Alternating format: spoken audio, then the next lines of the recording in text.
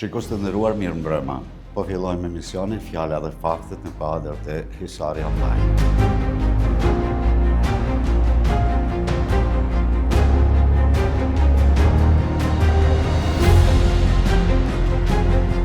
Përshëndetje shikues të nderuar, jeni me emisionin Fjala dhe Faktet në kuadër të Hisari Online. Mysafiri sotëm është një ndër figurat qendrore të Lidhjes Demokratike të Kosovës, deputet në 6 legjislatura, i zgjedhur nga vota qytetare, është Arben Gashi. Zoti Gashi, mirë se erdhët në studio. Mirë se u gjeta, faleminderit për ftesën.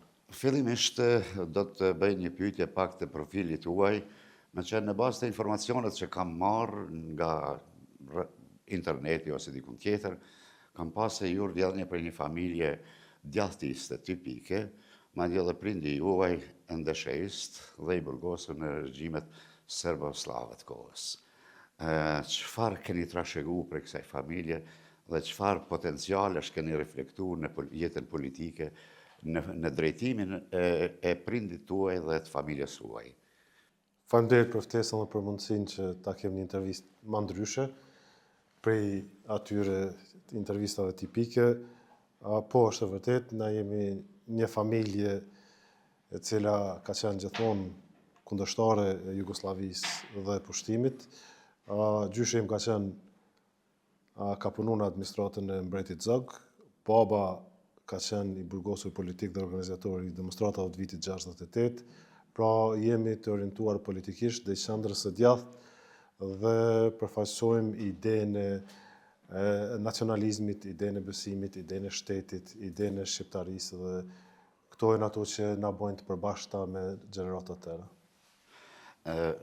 Jeni vlerësuar prej shumë opinionistëve, madje edhe njerëzve të rëndom si një figurë në Lidhjen Demokratike që i keni nejtë konsekuent vijës rrugovës, dhe më thë rrugovizmit. Ndodhë që shpesh herë kjo rrugovizmi është kanë si një farloj ombrele për personat e caktuar, madje edhe në Lidhjen Demokratike.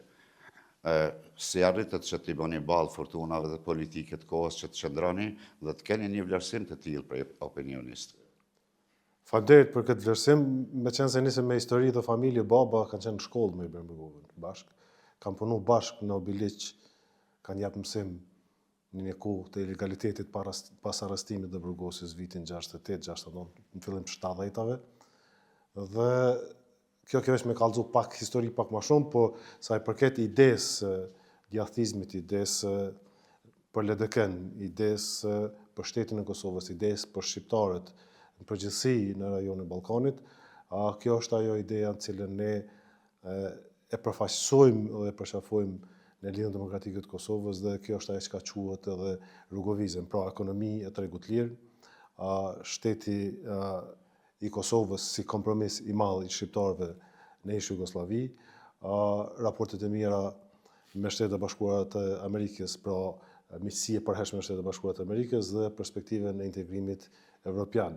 Dhe këto janë disa prej shtyllave të cilat janë bazë dhe të palëkundra të Lidhjes Demokratike të Kosovës, të cilat i ka vendosur presidenti Rugova dhe të cilat janë bazat të cilat ne duhet veprojmë.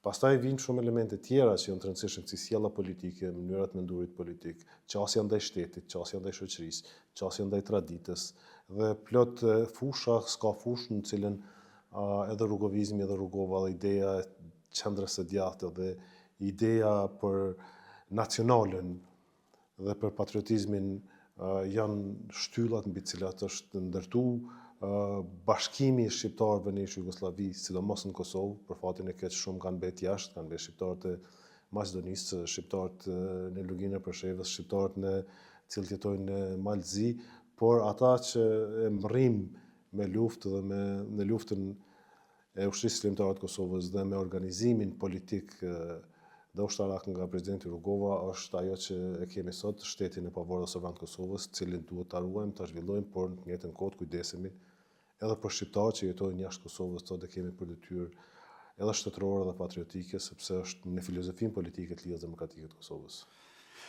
Kur e përmendet pak më parë pikërisht filozofinë rrugoviane të veprimit politik, jemi dëshmitar të një situate degeneruese, do ta quaja kështu, ndoshta është një shprehje pak e ashpër, po vërtet është aktuale sot në jetën politike. Ju duke qenë deputet në Parlamentin e Kosovës për disa legjislatura, e sidomos në 5 vitet e fundit, kur qeverisja në ka lëvizjave të vendosje, keni qenë konsekuent në qëndrimet e juja për shtetin, për miqësinë e përhershme me Shtetet e Bashkuara të Amerikës dhe me aleat e tjerë. Sikur ka një lloj plasaritje në raportet e Kosovës me aleatët tonë ndërkombëtar. Cila ka qenë vërejtja themelore e juja si deputet, por edhe e grupit parlamentar të Lidhjes Demokratike. Jam munduar gjatë gjithë kohës që ta bëj të kuptueshme për skenën politike në Kosovë dhe për qytetarët e Kosovës që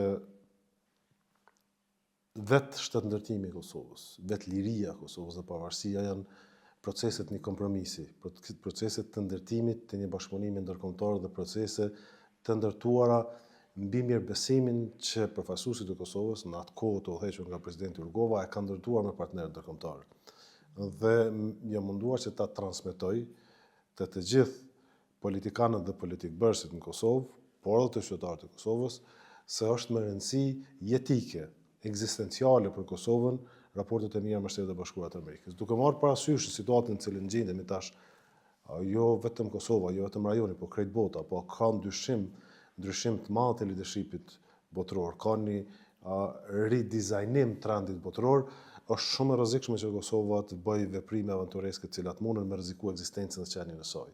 Jemi përballë me një situatë tillë vitin 2020-2021, kur patëm atë kohën kur në atë kohë ishte po ashtu presidenti Trump në administratën e tij të parë, kur kërkonte që kryeministri i Kosovës të shkonte në Washington për bisedime dhe zoti Kurti refuzonte. Dhe pastaj erdhëm në një moment ku nuk pranohej më si bashkëbisedues dhe neve na u tha se kjo qeveri për ne është e papranueshme dhe rrezikonim edhe praninë ushtarake amerikane në Kosovë dhe rrezikonin edhe raportet me Shtetet e Bashkuara të Amerikës. Unë atë kohë kam qenë kryetar i grupit parlamentar të LDK-s dhe bashkë me LDK-n për hir të atij rreziku që e vlerësuam bashkërisht, duke ditur edhe pasojat që mund t'i bartim, sepse ishte vështirë shumë me mbërrim mesazhin deri te qytetarët e Kosovës, edhe për faktin se gjendeshim në një rrethim për shkak të Covidit dhe ishte shumë problem me komuniku me njerëz. Dhe nuk arritëm mirë me çu mesazhin, e dinim se do të rrezikonim shumë Lidhjen Demokratike të Kosovës, po përballë rrezikimit të Kosovës apo Lidhjes Demokratike të Kosovës ne vendosëm ta rrezikonim LDK-n dhe ta mbronim Kosovën. Dhe kjo është ajo që ne e bëm mocionin mosbesimit, larguam zotin Kurti nga qeverisja, pastaj me përfundimin e zgjedhjeve të Bashkuara të Amerikës, u ndrua administrata, erdhi administratë tjetër, administrata Biden ishte një situatë më e qetë dhe më e lehtë për Kosovën, por tash jemi rikthyer në të njëjtën situatë ku raportet me Shtetet e Bashkuara të Amerikës vazhdojnë të jenë të tensionuara dhe problemet tash edhe nga ajo që del nga ish-presidentja, nga informacionet e brendshme që jep, duket se problemet janë shumë të thella. Ndodhemi në prag të fushatës elektorale, sepse zgjedhjet u provokuan sërish mas 7 disa ditësh që u konstitua, që përfunduan qeverisja Kurti, dhe ka fillu një fushat me një fjalor degradues, linçues dhe një fjalor që vërtet nuk do të donin qytetarët e Kosovës ta dëgjonin. Cili është komenti juaj? Po kjo është ai problemi i idesë dhe filozofisë rrugoviane që mungon sot politikën e Kosovës. Pra vetë ideja në cilën është ndërtuar shteti i Kosovës. Shteti i Kosovës është ndërtuar mbi idenë e kompromisit, dhe sidomos të çështja e zgjedhjes së presidentit. Ju e dini se presidenti zgjedhet me votat e 2/3 të gjithë deputetëve, pra që i bie spaku 80 deputet duhet marrin pjesë në procesin e zgjedhjes së presidentit apo presidentes, dhe për të mbërrinë këtë pikë duhet të ndërtohet kompromis. Ideja, fryma, ideali edhe i kushtetutës dhe i themeltarëve të shtetit Kosovës ka qenë që të ulen në tavolinë dhe të mbërrinë një pikë ku një kandidat apo 2 kandidat për president të paktën kanë qaq përkrahje sa me përfshi 80 deputet me marrë pjesë në proces. Dhe si duket, ky koncept nuk ekziston të Lëvizja Vendosit dhe zoti Kurti. Ai mendon se ka fituar 50% votave dhe duhet ta marrë tërësisht pushtetin. Pra, ideja e kapjes së pushtetit është problematike. Ju e dini se mbas luftës, Lidha Demokratike e Kosovës zgjedhjet lokale ka fituar në vitin 2000 rreth 70% të komunave, ka fituar zgjedhjet nacionale, por ka ndarë pushtetin. Ka ndarë pushtetin me Partinë Demokratike të Kosovës në kohën kur vriteshin njerëzit e LDK-s, sepse ishte i vetmi mekanizëm për të parandaluar një luftë civile, një vllavrasje masive me shqiptarëve në Kosovë. Sot, 26 vjet pas luftës, të mos jemi në gjendje të ulemi, të bisedojmë, ta gjejmë një zgjidhje, por të pretendojmë që të marrim pushtet absolut është e paarsyeshme, e palogjikshme. Është jo kushtetuese, është kundër frymës se si kemi ndërtuar shtetin, është kundër frymës së demokracisë. Pra, demokracia jonë, sistemi jonë politik që e kemi ndërtuar, kërkon kompromis në çështjen e presidentit. Pra, nëse për kryetarin e kuvendit e ka ekskluzivitet partia apo koalicioni që merr më shumë të deputet në kuvend. Ajo parti e ka ekskluzivitet për propozimin e kryetarit të kuvendit dhe s'mund të mja marr askush. Për kryeministrin, kushdo që i bën 61 deputet e formon qeverinë. Tek presidenti duhet 80 deputet të paktën të marrin pjesë në procesin e votimit. Pra ideja, po shifni se ideja e Kushtetutës Kosovës, që nga themelimi i saj, unë kam qenë edhe pjesë nga shoqëria civile në atë kohë kur është hartuar Kushtetuta e Kosovës në diskutimet që u bëshin. Ideja është që të krijohet një demokraci konsensuale. Në Kosovë është koncepti i demokracisë konsensuale dhe demokracisë së kushtëzuar. Pra kemi demokracinë e kushtëzuar si element në Kosovë kur flasim për pakicat kombëtare.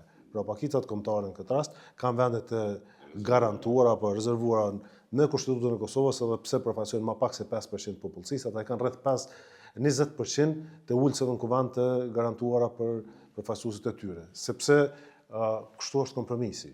Ne kemi mbërri në një fazë ku është dashur me mbërri me ul koston në jetë njerëzore për të maksimalizuar fitimin në aspektin e lirive dhe drejtave shqiptarëve në Kosovë. Pra, kur i barazon këto dyja, normalisht na kemi mujt me refuzu marrëveshjen e Daytonit. Ose marrëveshjen e Rambujës, ose marrëveshje tjera. Por në momentin kur refuzon ti duhet me vazhdu luftën. Edhe kur vazhdon luftën, vriten njerëz. Dhe nuk ka pas garanci që ne kishim mujt në mënyrë ushtarake me fitu luftën në Kosovë. Ose kishim rrezikuar me më shumë pushtet, më shumë territor dhe më shumë njerëz. Pra, kemi mbërri me maksimalizu një Kosovë të lirë dhe të pavarur, në 10.800 km2, me një numër të njerëzve, dëshmorëve dhe martirëve në Kosovë, i cilë është shumë i dhimbshëm, sot tash është koha kur përkujtohen dëshmorët dhe martirët në Kosovë, sepse është pranvera vitit 99 ku janë bërë masakrat kryesisht gjatë bombardimeve të NATO-s, por që në krahasuar me luftra tjera, si në Kroaci dhe në Bosnë, ne kemi dalë relativisht mirë dhe kemi mbërri me pas një maksimalizim edhe të demokracisë, edhe të pushtetit, edhe të qeverisjes dhe një ndërtim të një sistemi jashtëzakonisht mirë. Problemi është që mbas 26 vitesh, në vend se të avancojmë, ne po bëjmë regres, sepse kemi mungesë leadershipi. Ky është problemi, kjo është ajo filozofia që po mungon. Filozofia e kompromisit, ideja të përbashkëtës, ideja se si na shohim shtetin dhe ku e bëjmë kompromisin mes vete, sepse këto kompromiset të mëdha lidhur me sistemin e organizimit në Kosovë janë të kryera. Neve tash na duhet me gjetë kompromisin mes vete, me kuptu se misioni jonë në politikë është që në kohën sa më të shkurt të arrijmë te qëllimi final. Pra, në këtë rast, nëse qëllimi jonë është me ndërtu një rrugë, për shembull rruga Prishtinë-Pej, pjesa e mbetur, kontrata është në marrëveshja e kredis, është nënshkruar në vitin 2017, është ratifikuar në Kuvendin e Kosovës. Jemi në fund të vitit 2026, mes vitit 2026, tash kanë filluar punimet. Më thonë 10 vjet vënesë. Ideja është me shkurtu, me mbërrit të qëllimit final në kohë sa më të shkurt. Kjo është politika. Pra, na kemi për mision me mbërrit kompromisin politik, qoftë për formimin e institucioneve, qoftë për qëllimet për ekonominë, për shoqërinë, për organizimin social, për organizimin e drejtësisë, sigurisë, formimin e ushtrisë në kohë sa më të shkurt, me kosto sa më të ulta, në mënyrë që me bë vendin sa më të jetëshëm për njerëzit tonë. Ne po humbim shumë njerëz, edhe pse kemi fituar luftën, kemi fituar territorin, po humbim njerëz. Sepse njerëzit, mënyra se si është ndërtuar rrëfimi publik për politikën, për jetën në Kosovë, është rrëfim depresiv. Dhe ky rrëfim depresiv njerëzit po i bën edhe pse kanë një pjesë e konsiderueshme e tyre kanë një komoditet jetësor në Kosovë, po ikën për Kosovës. Pra neve na duhet me ndërtu rrëfimin pozitiv, afirmativ për Kosovën dhe me këtë rrëfim të arrijmë që t'i bindim njerëzit që jetojnë në Kosovë dhe potencialisht të shohim se sa mund të kthehen njerëzit që jetojnë në Kosovë. Ne kemi territor, kemi institucione, po humbim njerëz. Po. Fakt është kjo sepse rinia vazhdimisht po largohet nga vendi dhe kjo është më dhimbshmja sepse rinia nuk mund të qëndron këtu kur nuk ka një perspektivë përkundër faktit që për ditë dëgjojmë pushtetin se si Raha Gjoksas tregon gjaja se kemi një zhvillim të hapshëm ekonomik. Por kjo një çështje tjetër mbase e institucioneve dhe ekspertëve që mund ta elaborojnë më mirë. Unë po kthehem edhe një herë tek ju, zoti Gashi. Kur e bëra pyetjen paraprake, e pata edhe pikërisht ngjarjen e djeshme, kur ndodhen ato çfarë ndodhen në Drenicë, okay, dhuna është e papranueshme për secilin njeri normal dhe si e tilla duhet dënuar. Mirë, po çfarë i paraprin dhunës dhe ku është gjeneza kësaj dhunës? Ju sot keni pas një reagim dhe a mund ta elaboroni çatë reagim që e keni pas, po pak në pika më të shkurtra për hir të kohës? Po, mendoj se në përgjithësi diskursi publik, diskutimi publik në Kosovë është dërguar në ekstreme. Dhe mendoj se është detyrë publike dhe institucionale e përfaqësuesve politik që ata të shtensionojnë situatën, jo të tensionojnë situatën, të ndërtojnë modelin e përfaqësimit politik. Dhe jo kryeministri për shembull të refuzojë të shkojë të paraqitet para prokurorit kur ai fton në cilësinë e dëshmitarit, ose kryetari i komunës të refuzojë të shkojë të paraqitet para prokurorit apo policisë hetuese kur ftohet për një incident i cili ka ndodhur. Dhe po ashtu në njëjtën kohë është e papranueshme që njësitë speciale të policisë të dërgohen mes natë në një qytet. Është diskriminuese, është irrituese, sepse nuk ka nevojë. Nuk është situata e tillë që duhet të dërgohen njësi speciale të policisë në një qytet i cili konsiderohet si një zonë e cila reagon më shpejt se sa zona tjera. Dhe ai mund të konsiderohet provokim. Pra, është tregu papjekuri politike, është tregu papjekuri institucionale, është tregu një gjuhë dhe po ndërtohet një gjuhë për këtë fushat që është e rrezikshme. Nuk kemi nevojë për përplasje. Na kemi nevojë për debat konstruktiv, na kemi nevojë për debat të emancipum, të civilizum dhe kemi nevojë për me ndërtu modelin e leadershipit të ri. Ky model i leadershipit dhunës, të anatimimit, ndarjes dhe të përçarjes, të sharjes dhe të fyrjeve, duhet të ndalet. Por edhe i sjelljes të personit fort. Pra, nuk i thuhet një kryetari komune, një komandant i UÇK-s Sami Serbia, pas njëjtën kohë nuk rrehet një zëvendës ministër në kafe. Pra, këto duhet marrin fund. Ku e merr drejtën dikush me çujt dikon tradhtar apo Serbia apo diçka tjetër. Siç nuk mund ta merr dikush të drejtën apo ligjin duart e tij. Një zhargon i tillë nuk po e kursen edhe figurat më të larta. Kemi rastin për shembull për portalet e caktuara fiktive mbase, të cilat po e sulmojnë edhe ish-presidentën në mënyrën pa skrupull. Si do të dalmi prej kësaj situate? Po, mendoj se kjo gjuhë duhet ndalet. Kjo gjuhë ka filluar fatkeqësisht në vitin 2019.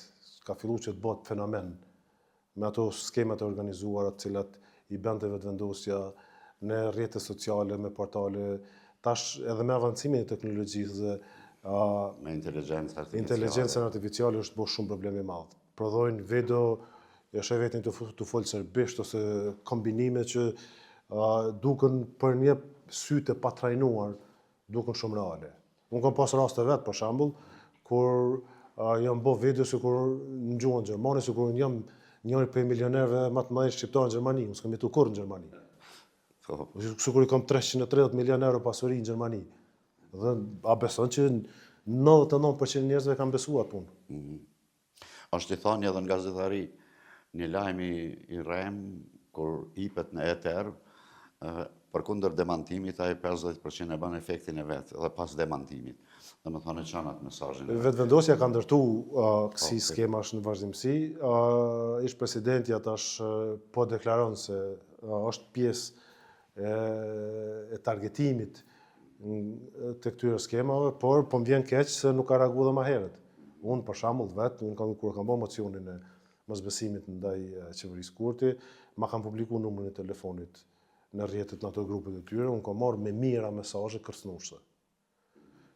Në WhatsApp, në mesazhe në telefon, në Viber, në Facebook, në Instagram, çdo platformë. S'po flas për këto unë po flas vetëm për platformat e mia private. Nuk po flas tani çka kam për shembull me kur e shën një intervistë deklarohet diçka te Hisari, gjuhja aty ka 500 vete, bëni ka 500 komenta, sharje, fyrje etj. Pra kjo gjuhë që është ndërtu, ky tregim publik i urrëtitjes që është kultivuar për vetëvendosjes tash po kthehet dhe po e han vetveten. Pra e ka rrit një gjarpër i cili po e helmon tashmë vetëvendosjen.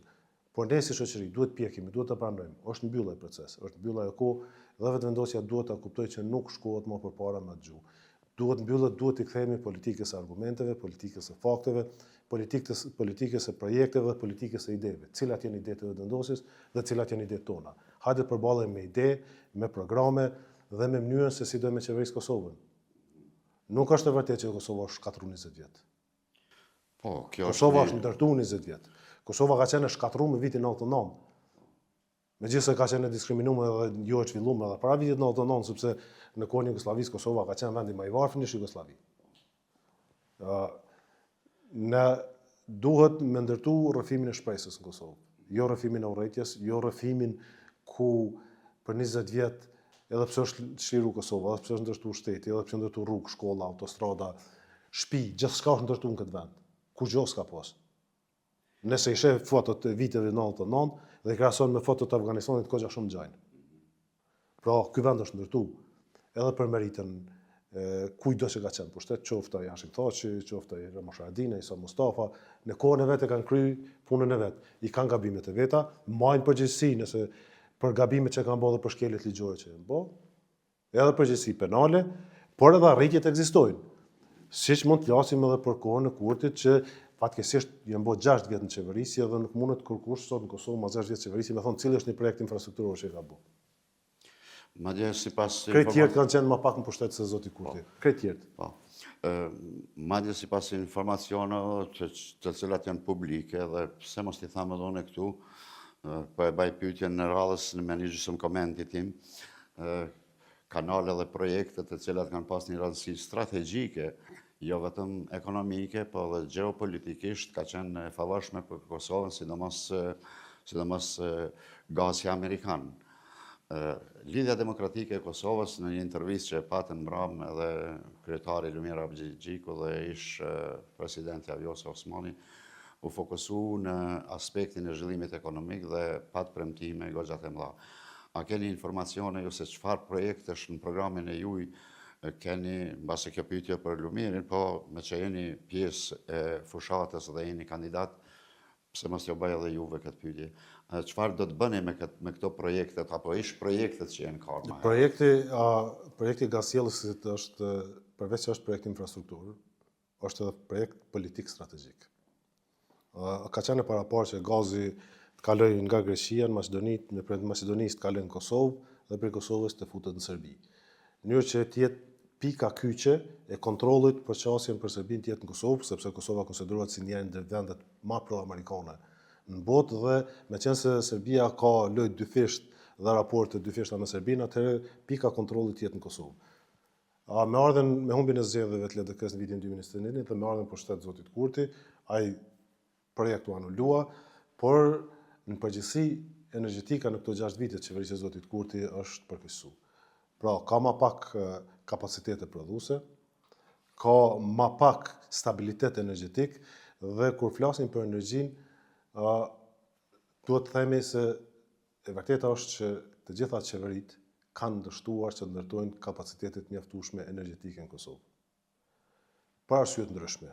Pa dashur me arsyetu, por skena politike ka qenë e tillë, për shembull para viteve 2020 ka qenë një prezencë shumë e fortë e Rusisë edhe në Parlamentin Evropian. Ju dini se kanë dalë ato hetimet ku me qindra eurodeputet kanë qenë pagat e Gazpromit e tjerë që kanë marrë burime për të ndaluar prodhimin e energjisë me çmim për shembull. Por janë mundu, është mundu edhe në qysh në fillim në qeverinë e Bajram Xhepit, pastaj në qeverinë e Haradinajt, pastaj në qeverinë e Hashim Thaçit, në qeverinë e Samosovit janë mundu gjithmonë me bë diçka, nuk kanë rrimë me bë. Çka është interesant se në këtë qeveri, dhe pse ka ndryshuar komplet setupi botëror, nuk është provu hiç të bëhet diçka lidhur me prodhimin e energjisë me qymyr. Për 6 vjet kanë mujtë me ndërtu stabilimente të reja të prodhimit të energjisë elektrike dhe Kosova tjetë eksportuesi energjisë elektrike.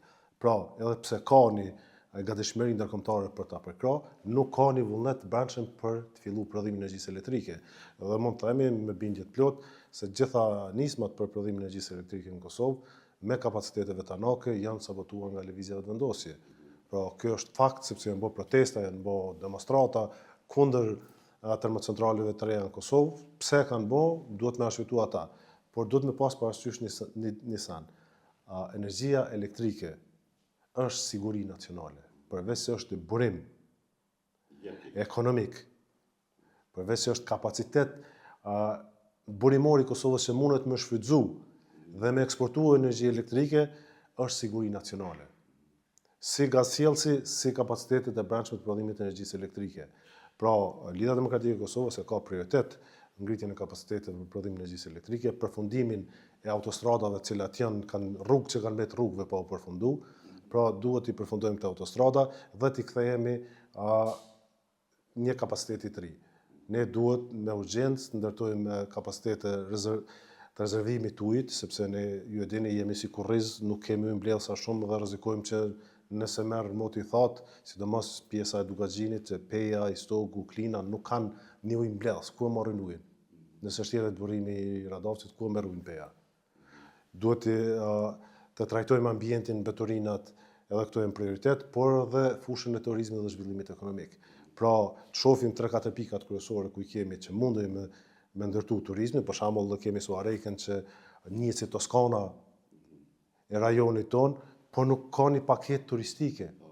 S'ka një qasje gjithëpërfshirëse, një master plan Suarejk Rahovec dhe komplet rajoni deri në Prizren, pra të lidhet turizmi kulturor me turizmin, agroturizmin, por shqiptarët e Kosovës shkojnë me qindra mira çdo vikend dalin jashtë Kosovës sepse nuk ka ku kanë me shku. Pra nuk ka një sistem të organizuar i cili ka një qasje, një master plan shtetëror i cili ja ofron këtë lloj turizmi. Pra, agroturizmi në zonën e Suarejkës dhe Rahovecit, turizmi kulturor në zonën e Prizrenit, turizmi malor në zonën e Pejes, turizmi malor në zona tjera, pra të ndërtohen kapacitetet simas dhe të bëhet komplementare me shtetet e rajonit dhe shohim ku kemi avantazhin në konkurruz. Po ashtu në prodhim, taksa në reforma e fundit, tatimore dhe taksa në Kosovë që është bërë në vitin 2016, kur ka qenë kryeministri Sa Mustafa. Pra jemi shumë mbrapa, 10 vjet pas një reformë. Sistemi ynë administrativ dhe shtetëror nuk po i përshtatet rrethonave ekonomike dhe kërkesave të tregut. Ekonomia dhe tregu në Kosovë, prej konceptit majtjes të lëvizjes së vendosjes, konsiderohen si armik. Çdo kush që merret me biznes, i keni edhe deklaratat e zotit Kurti, i cili thotë për mu i ndershëm është ai biznesmen që ka dështu. Sepse kushdo që ka pas sukses në biznes, e ka bën një dallaverë dhe prandaj unë nuk e konsideroj atë të ndershëm. Pra është problem sepse është kultivu dhe rrit edhe urrejtja ndaj biznesit duke trajtu si armik, ndërkohë që zhvillimin ekonomik, motori i ekonomisë dhe motori i shoqërisë është biznesi. Ata i paguajnë taksat, ata i mbledhin taksat. Po kthehemi tek fushata Arben Gashi, me çfarë do t'ju thojë qytetarët se me siguri në fushat do të dilni, do të kërkoni votën e tyre, cila do të jenë premtimet e juaja si deputet në Parlamentin e Kosovës? Unë kam pas një kohë reflektimi, me qenë se këto 3-4 muaj nuk kam qenë në Parlament për herë të parë mas 15 vjetë. Diçka që në ofër. Po, kam përcjell politikën, po kam pa për i kanë vështrimi tjetër. Mendoj se gjithë kanë nevojë më shkput për një kohë dhe me pa se çush është politika. Kjo mënyrë si bëhet politika në Kosovë është e gabuar. Shoqënia ka shkputje mes shoqënisë kosovare dhe shtetit të Kosovës. Pra, përfaqësuesit politik nuk po e ndjejnë ata që po kërkohet. Duhet politika të artikuloj kërkesat të qytetarëve të Kosovës. Qytetarët e Kosovës po kërkojnë një dinamik tjetër. po kërkojnë dinamik zhvillimore, po kërkojnë dinamik punësimi, po kërkojnë arsim më të mirë, po kërkojnë shëndetësi më të mirë, po kërkojnë rrugë më të mira, po kërkojnë paga më të mira, po kërkojnë jetë më cilësore, ajër më të pastër, po kërkojnë, nuk po kërkojnë muraj mes veti nëpër kafe, edhe nuk po kërkojnë mas 6 vjetëve në pushtet me thonë ata hajnë atë 20 vjeçit. I ki bo 6 vjetë në pushtet cilat janë rezultatet tua. Po. Kur jemi përsëri, po du më thësë është aktuale, se dhe publiku këtu ndonë se ne jemi një portal që dimensioni i shtrirjes vetëm sa ka filluar, por opinioni këtu në Suareke është i njohur mirë. Si do t'i spjegonit ju disa raporte që u krijuan, nëse do t'i quja disa paknaqësi brenda lidhjes demokratike të Kosovës, në veçanti lidhur me renditjen e kandidatëve. Moni dhe mos përgjigjen. Jo, nuk e kam problem përgjigjem. Mendoj se duhet shihet pak më gjithëpërfshirë se situata. Unë mendoj se këto zgjedhjen momenti kur qytetarët e Kosovës zgjedhin, jo votojnë. Me 7 qershor, qytetarët e Kosovës duhet me dalë me zgjedh cila është partia që ata i përfaqëson më së miri. Cila është partia që jap shpresë, cila është partia që jap ekonomi, cila është partia që ka programin që jap shëndetësi, arsim, që jap infrastrukturë më të mirë, që jap paga më të mira, që jap mundësi për jetë më të mirë në Kosovë. Dhe brenda saj pastaj të zgjedhin dhe sidomos brenda LDK-s të zgjedhin. Është momenti ku votuesit, qytetarët e Kosovës që vendosin ta votojnë LDK-n. Të mos vendosin të votojnë pse është 100, a pse është 1 apo 10 apo 15. Vendosin dhe të votojnë për këtë do që e bindë, për këtë do që mendon se përfaqëson idenë e tij për shtetin, për shoqërinë, për ekonominë, për çështje sociale, për zhvillimin, për çdo gjë. Pra le të zgjedhin deri në 10 vjet kush janë ata apo ato që përfaqësojnë më së miri idenë dhe idealin e tij apo saj. Pra jemi në moment ku qytetarët e Kosovës jo thjesht do të votojnë. Nuk është i mjaftueshëm votimi. Kësaj radhe kërkohet zgjedhje. Duhet të zgjedhin. Jo të shkojnë të votojnë shkon për shembull me lyp numrin tim edhe i voton edhe një 7-8 rreth meje ose dikujt tjetër. Le të voton me bindje, me përzgjedhje, veç një nëse është, ose deri në 10 këndo që ata mendojnë. Dhe pastaj këto dilema dhe diskutimet për numrat renditjet e tjerë bëhen irrelevante sepse qytetarët vendosin me vullnetin e tyre se sa ka rëndësi secili numër, secili përfaqësim. Pra, si që tha dhe zoti Hoti, që dorën zemër më pëlqej, tha me rëndësi numri i lidhjes demokratike të Kosovës. Ndonë se ka aty edhe elementet të caktuara mbas edhe të pakënaqësisë, por sidoqoftë ju vetë folet deri tash për një unitet, për një zbutje të gjuhës komunikuese, tash jo vetëm jashtë partisë, po dhe brenda partisë. Shpresoj që do të arrijë lidhja demokratike e Kosovës që të neutralizojnë, ndonë se kam drejt me bërë dhe koment. Patjetër, bashkëbisedim për bëjmë. Po, ndonë se po i japin pak zjarë në mediat caktuar me pikrisht kësaj me qëllim apo pa qëllim. Megjithatë, është mirë që Lidhja Demokratike e Kosovës të ketë një unison dhe njerëzit e civilizuar, mendoj unë, momentumet e caktuar të politikës të cilat janë ndonjëherë të ashpra njëra me tjetrin, i të i kalojnë për interesat më të mëdha, interese më të mëdha Kosova. Për fund, cili do të jetë mesazhi për elektoratin e juaj, zoti? Unë i bëj thirrje qytetarëve të Kosovës që dalin dhe të zgjedhin. Ta zgjedhin LDK-n. Do ta zgjedhin shpresën, ta zgjedhin një mënyrë ndryshe të mendimit politik. Ta zgjedhin një alternativë moderne dhe të kohës. Ta zgjedhin një mundësi për zhvillim ekonomik. Ta zgjedhin një mundësi e cila ruan raporte me Shtetet e Bashkuara të Amerikës dhe me partnerët tanë ndërkombëtar. Ta zgjedhin një mundësi për të pas institucione të qëndrueshme dhe të besueshme. Ta zgjedhin një mundësi për të pas institucione që ofrojnë drejtësi dhe siguri. Ta zgjedhin mundësinë që të kenë përfaqësim të dinjitetshëm. Dhe kur e zgjedhin LDK-n me këtë paketë, le të përzgjedhin brenda 190 numrave të LDK-s njerëzit më të mirë që ata i besojnë se i përfaqësojnë këto vlera, që i përfaqësojnë këto ideale dhe bashkërisht t'i japin mundësi Kosovës për të qeverisë më mirë. Arben Gashi, faleminderit për kohën që keni gjetur dhe keni ardhur prej Prishtinës në Suarek. Kjo është një respekt i jashtëzakonshëm për portalin Hisari Online dhe emisionin tim Fjala dhe Faktet. Faleminderit shumë për mundësinë dhe ftesën, tash kur e bën ti ftesën nuk mund me të refuzu se ke kontribut brenda dhe jashtë Kosovës për një periudhë shumë gjatë, 10-15 vite në BBC, është kontribut në kohë të vështira dhe mendoj se duhet të respektuhet veç për faktin që je ti, lemo se është edhe një portal online lokal që e ka specifika dinamikat veçanta që lidhet me lokalitetin edhe besoj që duhet respektuat. Ju faleminderit edhe një herë, ishte kënaqësi që ishi në studio. Shikues të nderuar, ishim me ish-deputetin dhe kandidatin për deputet nga Lidhja Demokratike e Kosovës, zotin Arben Gashi. Faleminderit për vëmendjen.